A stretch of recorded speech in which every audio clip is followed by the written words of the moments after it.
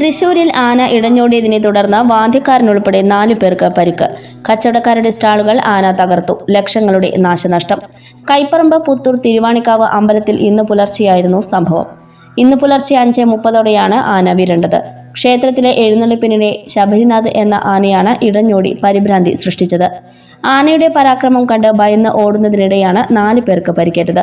വാദ്യകലാകാരൻ വെള്ളിത്തിരുത്തി സ്വദേശി ഉണ്ണിനായർ, അരിയന്നൂർ സ്വദേശി ഹരികൃഷ്ണൻ, ചൂരക്കാട്ടുകര സ്വദേശി അശ്വിൻ, പെരുങ്ങോട്ടുകര സ്വദേശി അവിനാഷ് എന്നിവരാണ് പരിക്കേറ്റവർ.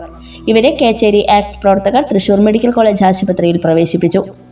വിരണ്ടോടിയ ആന പൂരപ്പറമ്പിലെ സ്റ്റാളുകൾ പലതും തിടമ്പും തകർത്തു. പൂവത്തൂർ കാക്കശ്ശേരി സ്വദേശി അഷറഫിന് 8 ലക്ഷം രൂപയുടെയും കൈപ്പറമ്പ് സ്വദേശികളായ വേലായുധനും പ്രസന്നകുമാരിക്കും 15,000 രൂപ വീതവും കേച്ചേരി സ്വദേശി ബഷീറിന് 4 ലക്ഷം രൂപയുടെയും നഷ്ടം നേരിട്ടതായി പറയുന്നു.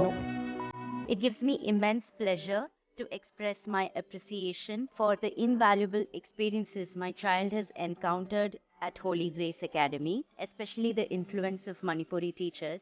And this initiative has showcased the school's determination to instill values of diversity and unity in our children. കുട്ടികൾക്ക് കൊടുക്കുന്ന വീക്കിലി പ്ലാൻസ് അവരുടെ എഡ്യൂക്കേഷന്റെ ഭാഗമാകാൻ നമുക്ക് സാധിക്കുന്നുണ്ട്.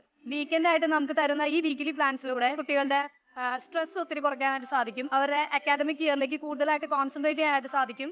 അവരുടെ മെന്റൽ ഹെൽത്തിന് ഒത്തിരി ഇംപ്രൂവ്മെന്റ് കൊടുക്കാനായിട്ട് സാധിക്കുന്നുണ്ട്. And now I have been witnessing the developmental change in my son. Your teachers work collaboratively with kids to enhance their academic knowledge as well as their life skills. I really express my gratitude to Holy Grace family for providing a truly international curriculum to my son.